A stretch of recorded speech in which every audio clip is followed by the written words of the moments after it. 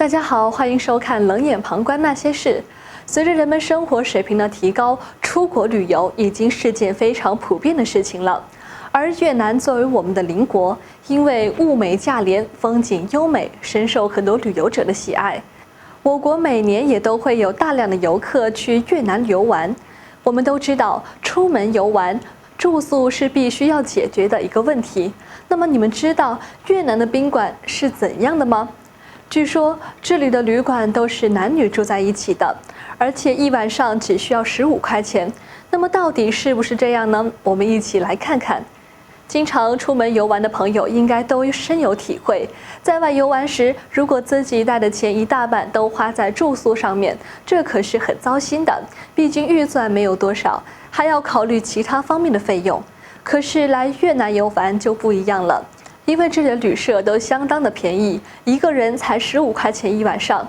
但是虽然这里的旅社很便宜，可是很多人也接受不了。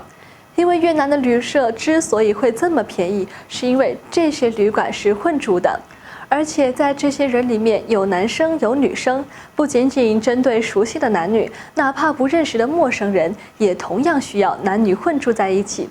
只需要付了15块钱，就能拥有一张面积1米左右的小床。面对这样的面积，有很多人都觉得实在是太拥挤了。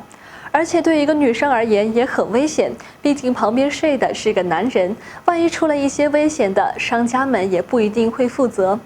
其实越南一些旅馆之所以会这么做，一方面是越南人出于对游客安全的考虑，认为人多更安全一点，而另一方面，原本很多情侣就要住在一起的，倘若严格要求区分开，反而很多男女都不同意。再加上一些越南人也没有想着要利用宾馆来赚钱，这才有了男女混住的管理模式。